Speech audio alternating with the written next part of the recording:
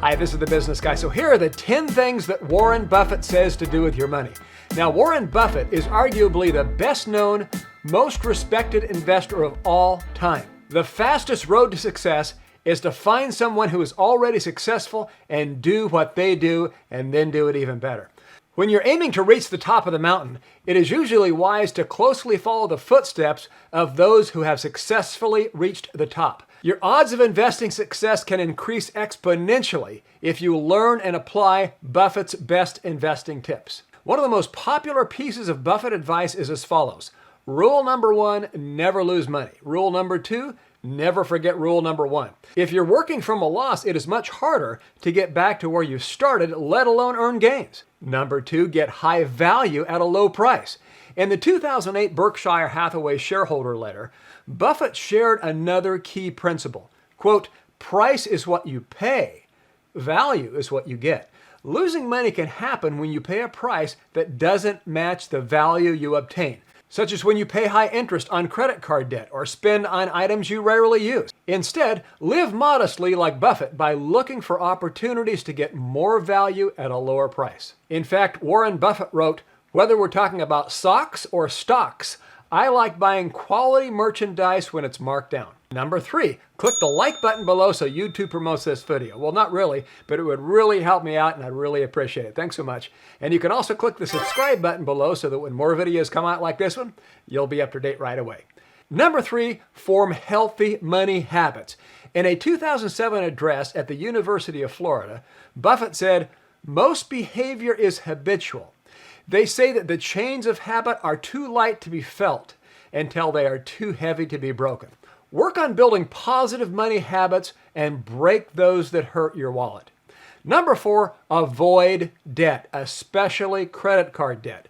Buffett built his wealth by getting interest to work for him instead of working to pay interest, as many Americans do.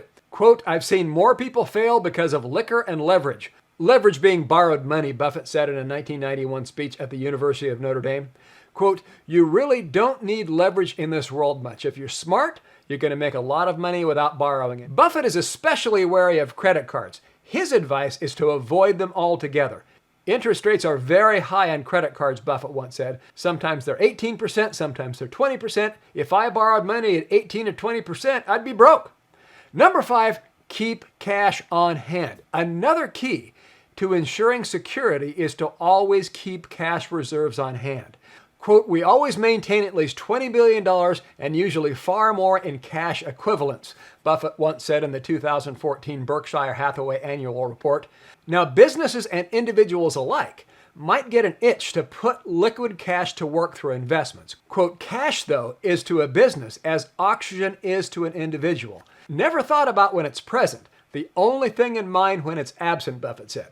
Quote, when bills come due, only cash is legal tender. Don't leave home without it. Number 6, invest in yourself. According to Inc.com, Buffett said, quote, invest as much in yourself as you can. You are your own biggest asset by far. He echoed those sentiments in a CNBC interview when he said, anything you can do to improve your own talents and make yourself more valuable will get paid off in terms of appropriate real purchasing power. Those returns are big too. Anything you invest in yourself, you get back tenfold, Buffett said. Unlike other assets and investments, quote, nobody can tax it away. They can't steal it from you. Number 7, learn about money. Part of investing yourself should be learning more about managing money. As an investor, much of Buffett's job consists of limiting exposure and minimizing risk. And, quote, risk comes from not knowing what you're doing, Buffett once said. In other words, the more you know about personal finance, the more security you'll have as minimized risks. The lesson from this Buffett quote is to actively educate yourself about personal finance. As Charlie Munger, Buffett's partner, put it, quote, go to bed smarter than when you woke up. Number 8, trust in a low-cost index fund for your portfolio. While much of Buffett's wisdom and advice borders on the philosophical, he also provides some very actionable tips that nearly anybody can apply. For instance, Buffett urges the average investor to purchase index funds.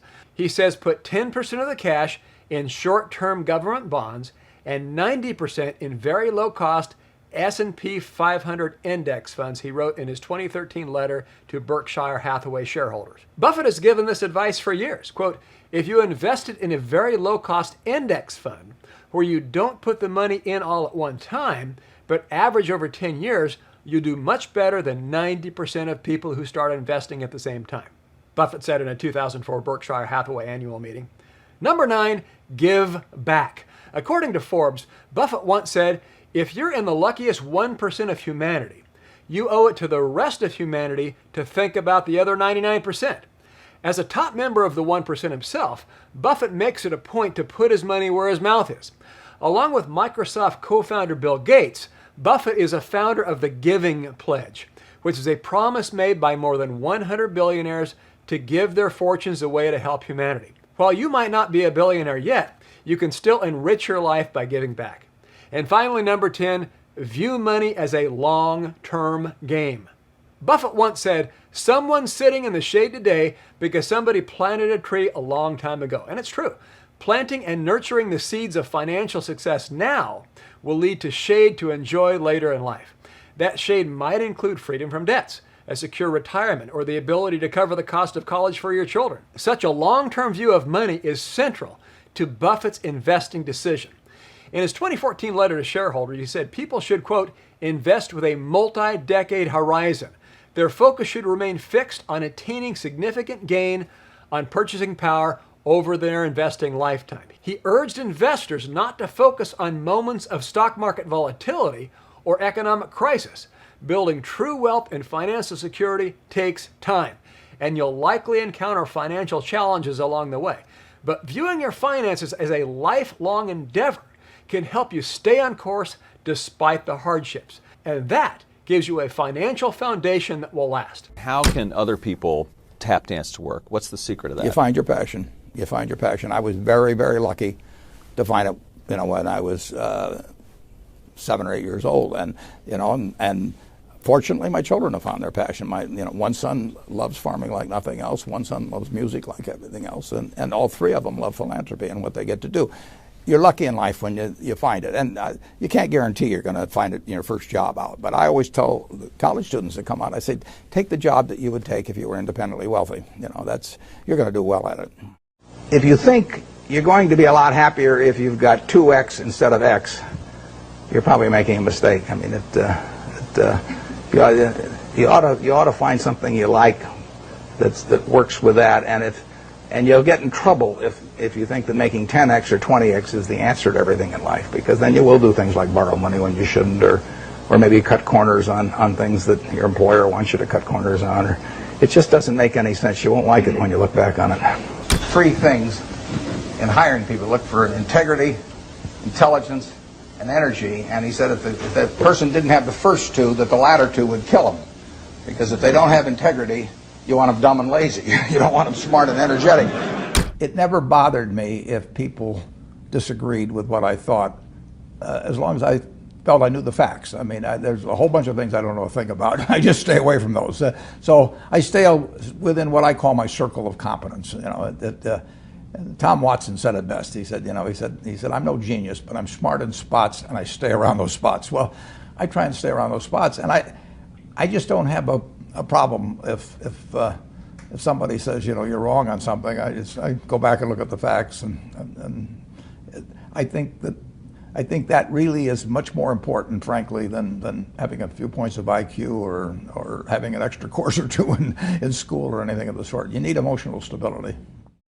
I just read and read and read. I probably read 5 to 6 hours a day. I don't read as fast now as when I was younger, but I read 5 daily newspapers. I read a fair number of magazines. I read 10Ks. I read annual reports, and I read a lot of other things too. So I've always enjoyed reading. I love reading biographies. Famous lesson about a margin of safety, that you don't drive a truck that weighs 9,900 pounds across a bridge that says limit 10,000 pounds, because you can't be that sure about it. If you see something like that, you go down a little further down the road and you find one that says limit 20,000 pounds, and that's the one you drive across. The nature of capitalism is that people want to come in and take your castle. It's perfectly understandable. If I'm selling television sets or something, there's going to be 10 other people that can try and sell a better television set if I have a restaurant here in Omaha. people are going to try and copy my menu and give more parking and take my chef and so on. So capitalism's all about somebody coming and trying to take the castle. Now, what you need is you need a castle that has some durable competitive advantage, some castle that has a moat around it. And that moat, one of the best moats in many respects, is to be a low-cost producer. But sometimes the moat is just having more talent. I mean, if you're the heavyweight champion of the world and you keep knocking out people, you've got a competitive advantage as long as you can keep doing it.